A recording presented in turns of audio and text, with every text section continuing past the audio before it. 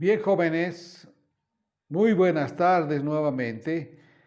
Eh, a mí me entusiasma realmente estar compartiendo con ustedes algo que es información simplemente, pero que es una información bien útil para que ustedes la tengan en su cabecita, porque cuando salgan a trabajar, esta información les tiene que ser útil. Saber cómo funciona la red de salud, cómo funciona el sistema de salud, cómo funciona el modelo de atención del SAPSI. Y es bueno que ustedes presten atención porque es importante que sepan qué es una red de salud, en qué red van a ir a trabajar o en qué red están trabajando los que pertenecen a su municipio. Una de esas cosas es bien importante saber, ¿no es cierto? Si ustedes van a ir a trabajar a Tiraque, el centro de salud de Tiraque, aunque es medio hospitalito Tiraque, ¿no es cierto? Tiene varios médicos. ¿A qué red de salud pertenece? Entonces es bueno que ustedes sepan esto para que estén ubicados. Y como hemos dicho, cada red de salud tiene un gerente o un coordinador, un ejecutivo, es el DT de la red de salud.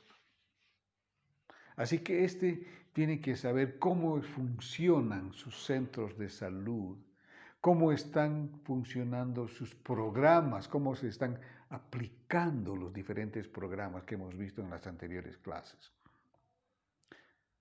¿Cómo están sus coberturas de vacunas del PAI en cada uno de sus centros de salud y en el hospital de referencia, el de segundo nivel? Todo eso tiene que saber el DT, el coordinador, el gerente, se llaman así. Entonces, es el responsable técnico del funcionamiento de la red de salud. Es el responsable de hacer funcionar el modelo de atención, SAPSI, ¿no es cierto? Es el que hace funcionar. Es el que corrige si hay dificultades de referencias de un primer a un segundo nivel o de un segundo a un tercer nivel. Es el que favorece ese proceso. Apoya, entonces, a cada uno de los centros de salud. Con no solamente yéndole a decir, muy bien, doctorcito, muy bien, licenciada, lo estás haciendo bien. No, es el que les apoya en las dificultades que tiene de coberturas, por ejemplo, que no están pudiendo encontrar a sus niños para vacunar. Entonces, él, como tiene la capacidad de movilizarse, puede detectar con la ayuda de las autoridades locales de salud dónde están esos niños que no se están pudiendo encontrar, ¿no es cierto? Les favorece. Entonces, está permanentemente observando cómo está la capacidad operativa de cada uno de los centros de salud. Si tienen los insumos necesarios, si su farmacia está con el equipamiento suficiente, con los medicamentos suficientes para cubrir cualquier demanda. Si se ha echado a perder o no está funcionando la cadena de frío para las vacunas. Imagínense, si él no está al tanto de eso, las vacunas se pueden echar a perder. Entonces él tiene que estar atento a que su equipo, su red esté funcionando adecuadamente, porque a él le van a medir el aceite, como se dice. Si no funcionó sus redes porque él no ha estado haciendo un buen seguimiento. Él es el DT, hemos dicho, ¿no es cierto? Los centros de salud, los doctores, las enfermeras son los jugadores. Él es el DT, el que tiene que presentar la estrategia de las campañas de vacunación, de mejorar los horarios de atención, etc. Es el que diseña la estrategia. Como cada DT diseña la estrategia del partido de fútbol, ¿no es cierto? Antes de entrar, sabe qué es lo que está pasando, cuántos delanteros va a tener, si su arquerito está en buenas condiciones, si no hay lesionados, la estrategia que se va a utilizar. Entonces, él diseña, juntamente con el equipo que le acompaña y juntamente con el personal del centro de salud y el personal de la comunidad, siempre diseñan cuál va a ser la estrategia. Porque el personal de salud es el que puede sugerir, ¿no es cierto? Él conoce los calendarios agrícolas de la zona, por decir. Resulta que el doctor, el gerente de la red, programa una actividad en una comunidad donde no estamos detectando a los niños y dice, vamos a ir tal fecha. Pero si no ha recibido una información de su autoridad local de ese lugar, van y resulta de que en esa fecha habían tenido una otra actividad, por decir. Estaban trabajando para tomar la cañería del agua, todos. Y las esposas, las mujeres estaban preparando la alimentación, porque este es un trabajo comunitario. Y entonces llegaron a realizar esa actividad y como no estaban informados por el representante de la comunidad que había un trabajo, van a quedar y van a ir en vano. ¿No es cierto? Entonces, por eso es bien importante que la autoridad local de salud, que representa a la comunidad, intervenga en todos los procesos. Siempre eso va a ayudarles a ustedes, jóvenes. No descarten la ayuda que puede dar la comunidad, el que representa a la comunidad. Entonces, este coordinador de red o es gerente de red es bien importante, como estamos viendo, ayuda en vez de poner dificultades. Es el que favorece la llegada de las vacunas, por ejemplo. Es el que favorece la llegada de los medicamentos a las farmacias, de los insumos a las farmacias. Es el que favorece el mantenimiento de la ambulancia, vamos a decir, ¿no es cierto? De cada centro de salud o del hospital.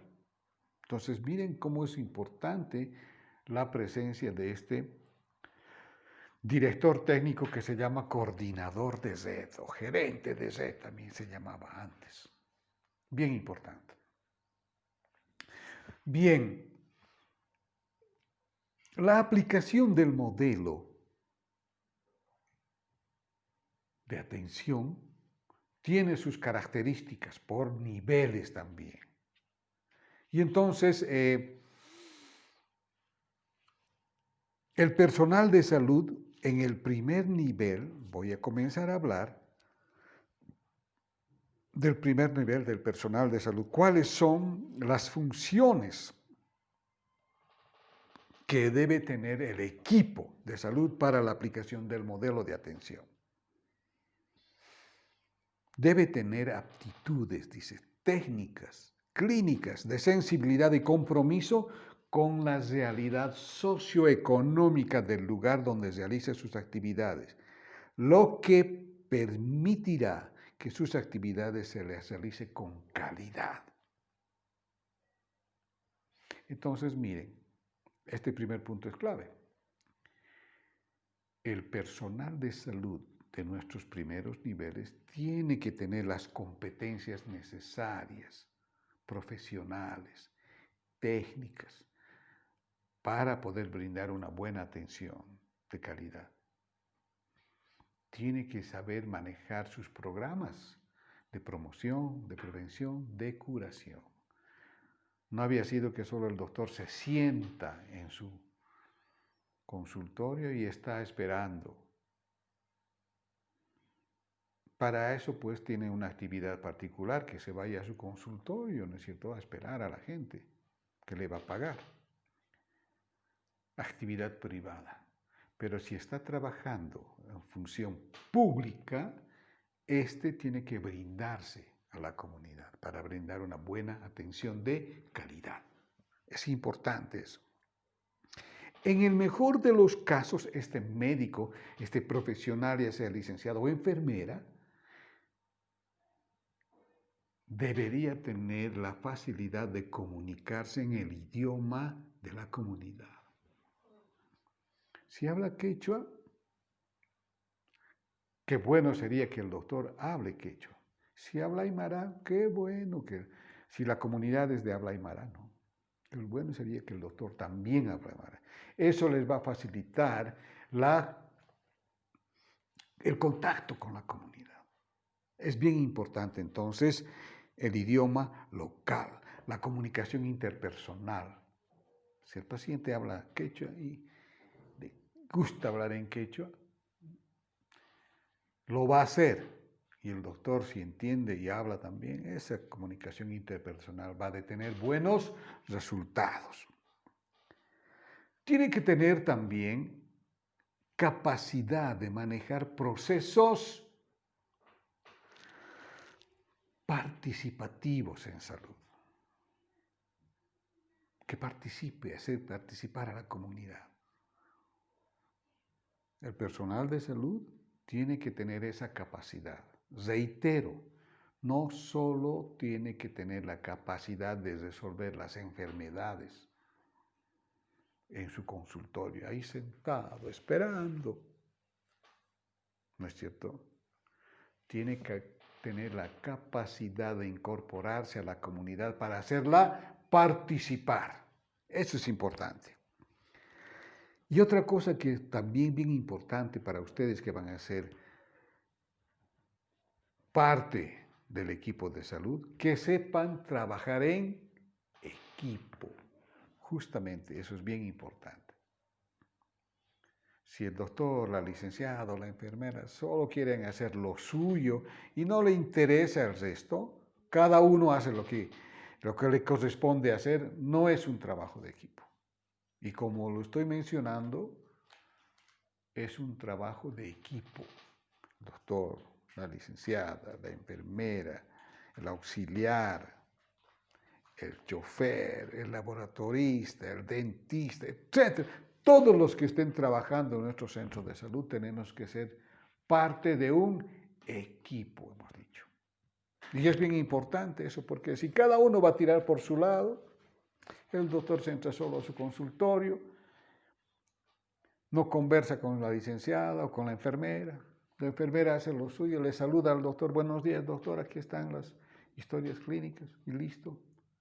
Ya están con los datos de los primeras, o el reporte del peso, de la talla, la temperatura, etc. Y no hay una comunicación interpersonal, no se planifican actividades conjuntas. El doctor hace en su escritorio, estos van a hacer y coloca ahí, ¡pam! Y ese es el cronograma de actividades que tienen que cumplir la licenciada o la enfermera. Cuando esa actividad tiene que ser elaborada en forma conjunta, en equipo. Entonces, esas son las competencias necesarias que debería tener un equipo de salud para el modelo de atención. En el primer nivel, las actividades o las funciones del personal de salud son básicamente realizar visitas domiciliarias programadas. Ustedes saben que justamente una de las características o principios de la atención primaria en salud es la extensión de coberturas. Significa que el doctor, la licenciada, tienen que salir de su centro de salud, de sus cuatro paredes, para ir a la comunidad. ¿Para qué? Para dar charlas de salud, hacer visitas domiciliares, hacer ferias de salud, promover la salud o realizar actividades preventivas también, vacunas, los cachorros, esas campañas. No esperar que todos vengan con su cachorro al hospital o al centro de salud. Esa no es la idea. que vengan solo los que están enfermitos, pues. Nosotros tenemos que ir a ayudar a los sanos que están ahí esperando nuestra visita. Entonces tiene que haber una especie de proyección a la comunidad, extensión de coberturas. Bien importante. Otra de las funciones que tiene que realizar el personal de salud es aplicar la carpeta familiar de salud. ¿Para qué? Para recoger la información de cada una de las familias que dependen de nuestra cobertura. Ustedes tienen que saber que cada centro de salud tiene claramente definido su población a la que va a atender. Y tiene bien claramente definidos sus límites. Otra vez les tomo el ejemplo de Punata. Punata tiene varios distritos, varios barrios, ¿no es cierto? Y cada barrio tiene su centro de salud. Laguna Sulti, Pampa Grande, León Rancho, La Villa, Capilla, etc. Cada uno tiene su delimitación. Los de León Rancho no pueden estar yendo a vacunar a los niños de Pampa Grande, por ejemplo. Porque resulta que Pampa Grande no va a tener a quien vacunar si los de León Rancho se lo han venido a vacunar. No hay eso. Entonces, cada centro de salud tiene su población que está bajo la cobertura del centro de salud y se tiene que respetar. Eso es bien importante. Entonces, la aplicación de la carpeta familiar nos va a permitir tener esa información. Ahora, la carpeta familiar como se ha aplicado desde hace mucho tiempo atrás, lo que hay que hacer es actualizarla simplemente. Ustedes cuando vayan a su centro a trabajar con su centro de salud, ahí van a tener la carpeta familiar y ahí va a estar toda la información de la familia. ¿Cuántos niños menores de 5 años hay? ¿Cuántas mujeres en edad fértil hay? ¿O cuántas ya están embarazadas? Para planificar ¿qué? Sus visitas domiciliarias. ¿Para qué? Para hablar de la importancia del control prenatal en el hospital. Para hablar de la importancia del parto hospitalario. Para hablarles del bono Juana Azurduy. Entonces, miren, la información de la carpeta familiar les va a servir a ustedes para realizar sus actividades de promoción y de prevención y también de curación, ¿no es cierto? Por eso, cuando no haya actividad en su centro de salud, por decir, ya han atendido en la mañana, desde las 8 de la mañana hasta las 11, a todos los pacientes, una vez de que ya han guardado todo lo que tenían que guardar, etcétera, limpiar lo que tenían que limpiar, etcétera. Es bueno y es recomendable que ustedes le echen una miradita a las carpetas familiares. Y ahí van a ir descubriendo que algunas familias no están viniendo al centro de salud a hacer el control del niño sano. No están viniendo a recoger sus beneficios que tienen los adultos mayores, por ejemplo. Los municipios para eso compran algunas cosas que se les dan a los adultos mayores o a las mujeres embarazadas. Pero si nosotros vamos a seguir esperando y no vienen, entonces esas cosas que normalmente tendríamos que haberles dado a estas personas van a estar ahí. Y yo personalmente he tenido la ingrata experiencia de ver en almacenes guardados ahí los que se llaman Carmelo, ¿no es cierto?, para los adultos mayores. Un multivitamínico con proteínas, etcétera, etcétera, para los adultos mayores, que no les han dado. y estaban guardados ya y se habían pasado en el tiempo. Y ese gasto lo ha hecho el municipio para cubrir a sus adultos mayores. Y el centro de salud resulta que se lo ha guardado. Y no ha cumplido con el beneficio que debe cumplir el Carmelo, por decir. Y así como estos ejemplos, hay muchos otros. El personal, es que no sabíamos cuántos adultos mayores teníamos. Eso es una irresponsabilidad, no saber. Cada centro de salud sabe exactamente cuántos niños menores de 5 años va a tener el 2021. ¿Cuántas mujeres en edad fértil va a tener el 2021? De esas mujeres en edad fértil, ¿cuántas posiblemente se van a embarazar? Porque eso ya tiene un cálculo estadístico. De esas mujeres que se van a embarazar, ya tienen que saber cuántos controles prenatales van a realizar. ¿Cuántos partos vamos a atender? Miren qué bonito, ¿no es cierto? Ustedes ya saben anticipadamente cuántos partos o mujeres embarazadas vamos a tener en su comunidad, en su centro de salud. ¿Cuántos posibles partos vamos a atender?